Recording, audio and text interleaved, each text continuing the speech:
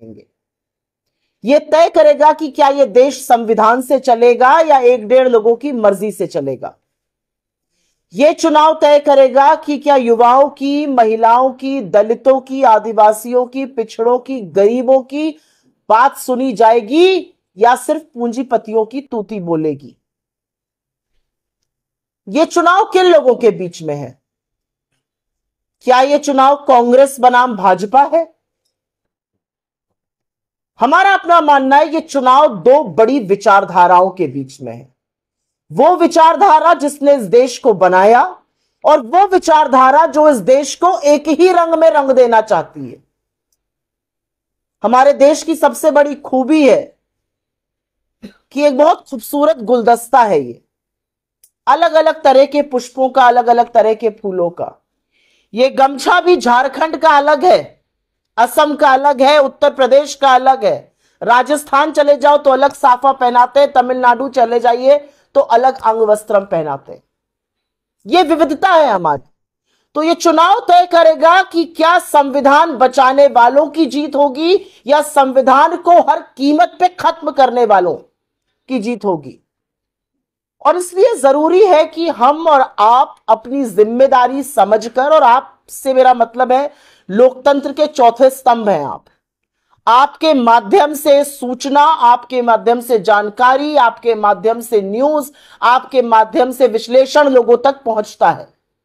तो आपकी बड़ी अहम भूमिका है इस लोकतंत्र को सजीव रखने के लिए, इस लोकतंत्र को बचाने के लिए। और उसी परिप्रेक्ष्य में मैं कुछ बातें यहां पर करना चाहती हूं।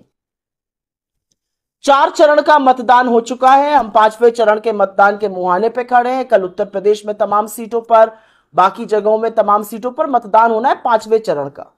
लेकिन 4 चरण के मतदान के बाद कुछ बातें शीशे की तरह साफ है। उसमें से एक बात यह है कि 4 जून को भारतीय जनता पार्टी की और नरेंद्र मोदी की सरकार नहीं बनेगी। यह पूरी तरह से साफ है कि इंडिया गठबंधन की सरकार बनेगी। कुछ और चीजें भी साफ होती जा रही हैं, और वो इसलिए साफ हो रही है कि यह चुनाव सिर्फ राजनीतिक दल नहीं लड़ रहे हैं, इस चुनाव को जनता ने अपने हाथों में ले लिया है। हम जहां जा रहे हैं और जिस तरह का उत्साह हमें किसानों में, बुजुर्गों में, युवाओं में, महिलाओं में दिख रहा है, वो कहीं ना कहीं दिखा रहा है कि लोगों ने मन बना लिया है। तो 4 निर्णायक चरण हो चुके हैं और 3 अन्य होने बाकी हैं। झारखंड के 2 चरण हैं और बड़े महत्वपूर्ण चरण हैं। और ये चुनाव किस परिप्रेक्ष्य में हो रहा है उस पर भी चर्चा होनी चाहिए। इस चुनाव के पहले क्या हुआ, इस चुनाव के दौरान क्या हुआ, इस चुनाव के बाद क्या होगा। इस चुनाव के पहले 2 मुख्यमंत्रियों को जेल में डाल दिया जाता है। इस चुनाव के पहले देश का प्रमुख विपक्षी दल का अकाउंट फ्रीज कर दिया जाता है। इस चुनाव के पहले ईडी, सीबीआई, इनकम टैक्स जैसी एजेंसी सरकार का, भारतीय जनता पार्टी का फ्रंटल बनकर लगातार विपक्ष के पीछे पड़ी रहती हैं। इस चुनाव के पहले चंदा दो धंधा लो का वसूली रैकेट का जबरदस्त भांडाफोड़ होता है और सुप्रीम कोर्ट कलई खोलता है और सामने साफ हो जाता है कि भारतीय जनता पार्टी ने एक वसूली रैकेट चलाया हुआ था। सीबीआई, ईडी, इनकम टैक्स का केस है, बंद कराना है, चंदा दो, केस बंद। धंधा चाहिए, चंदा दो, 4 दिन बाद धंधा लो। यह चल रहा था इस देश में। और उसी परिप्रेक्ष्य में आप पॉलिटिकल पार्टीज की फंडिंग को काट रहे हैं, आप चुने हुए प्रतिनिधियों को जेल में डाल रहे हैं। तो सवाल इस बात का है कि जिस परिप्रेक्ष्य में यह चुनाव हो रहा है, और जब हम कहते हैं कि लोकतंत्र जीवित रहना चाहिए, इसीलिए कहते हैं क्योंकि अगर लोकतंत्र जीवित नहीं रहेगा तो इस तरह की हरकतें होंगी। मैं उत्तर प्रदेश से आती हूं, मैं अभी 10 दिन उत्तर प्रदेश रहकर आ रही हूं चुनाव के दौरान, पूर्वांचल से लेकर अवध, अमेठी तक। और मैं आपको बताती हूं, बरेली में आज से 4 दिन पहले 4थे चरण के मतदान में एक दलित व्यक्ति, वीरेंद्र कुमार, सरकारी मुलाजिम, चौकीदार, अपनी मर्जी से वोट डालता है। किसको डालता है मुझे नहीं पता, लेकिन तहसीलदार के सुरक्षाकर्मी उसको गंदी गंदी गालियां, भद्दी गालियां देकर पीटते हैं। भाजपा का अनाज खाओगे, वोट किसी और को दोगे। मोदी जी उगाकर लाए अनाज, अपने दादा के यहां से लाए हैं, भाजपा के कार्यालय में उग रहा है अनाज। अरे देश का अन्नदाता कमा रहा है, कानून कांग्रेस ने बनाया, उस कानून के अंतर्गत आप लोगों को अनाज दे रहे हैं। एक दलित व्यक्ति की क्या इतनी भी मर्जी नहीं है कि वो अपने मर्जी से वोट दे दे? मध्य प्रदेश भारतीय जनता पार्टी की सरकार एक आदिवासी व्यक्ति के ऊपर भाजपा का नेता पेशाब करता है, क्या हुआ उसका? कौन सी जेल में सड़ रहा है वो? क्या उसको गिरफ्तार किया गया?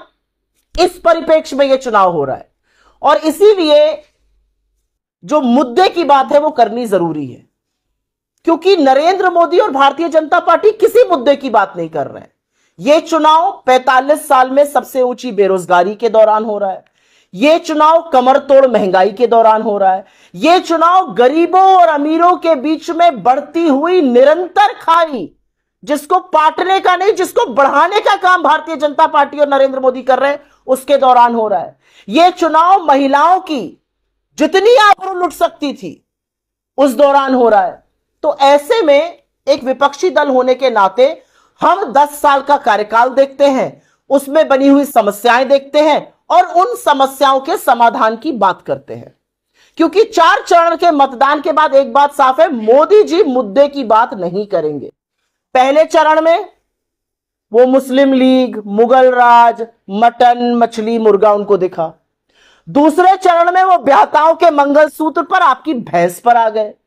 तीसरा चरण आते आते अपनी आंखों की पुतली, अपने जिगर के टुकड़े, अपने कलेजे के टुकड़े अडानी अंबानी को भी स्वाहा कर दिया। और चौथा चरण आते आते नरेंद्र मोदी गजनी बन गए। आपके जैसे एक प्रबुद्ध पत्रकार को उन्होंने कहा कि अगर मैं हिंदू मुसलमान करूं तो मैं सार्वजनिक जीवन में रहने योग्य नहीं हूं। अपनी पूरी राजनीतिक जीवन का ही खंडन कर दिया। उनका वजूद ही यह है कि वो हिंदू मुसलमान करते हैं, उनका वजूद ही यह है कि जब चुनाव आता है वो एक मुद्दे की बात नहीं करते। चुनाव शुरू हुआ है, आप लोग पत्रकार हैं, आप उनकी रैली कवर करते हैं, अखबार में बड़े बड़े लेख छपते हैं उनके। देखा है आपने बेरोजगारी पर बात करते हुए, देखा है आपने महंगाई पर बात करते हुए, देखा है आपने रोजगार के किसी साधन पर चर्चा करते हुए या बात करते हुए गरीबी पर? उनसे पूछा जाता है केस शेप रिकवरी हो रही है, गरीब और गरीब हो रहा है, अमीर और अमीर हो रहा है, खाई बढ़ रही है, आपका क्या कहना है? इस देश का प्रधानमंत्री बिना पलक झपकाए कहता है तो सब गरीब हो जाए। वो ये भी तो कह सकते थे कि सब अमीर हो जाए। ये मानसिकता है प्रधानमंत्री की। तो ऐसे परिवेश में जब इस तरह की समस्याएं हैं, हमने तय किया कि हम समाधानों की बात करेंगे और यह समाधान हमने अपने दफ्तर के कमरे में बैठकर 1.5 लोगों के साथ नहीं बनाया। राहुल गांधी ने सितंबर 2022 से जनवरी 31, 2023 तक कन्याकुमारी से कश्मीर की पद यात्रा करी। वो अजनबियों से मिले, किसानों से मिले, श्रमिकों से मिले, आदिवासियों से मिले, दलितों से मिले, पिछड़ों से मिले, युवाओं से मिले, स्टूडेंट से मिले, हर व्यक्ति से मिले, महिलाओं से मिले। उनकी अपेक्षाएं, उनकी आशाएं, उनकी उम्मीदें, उनकी आशंकाओं को सुना। और ये जो हमारा 48 पन्ने का न्याय पत्र है, 15,329 शब्द, ये उसका फलसफा है। उन्होंने दोबारा से एक यात्रा करी, मणिपुर से मुंबई गए। उस मणिपुर गए जो 12 महीने से जल रहा है, जहां पर वो 3 बार हुआ है, लेकिन इस देश के प्रधानमंत्री की हिम्मत नहीं है कि जलते हुए मणिपुर चल जाए।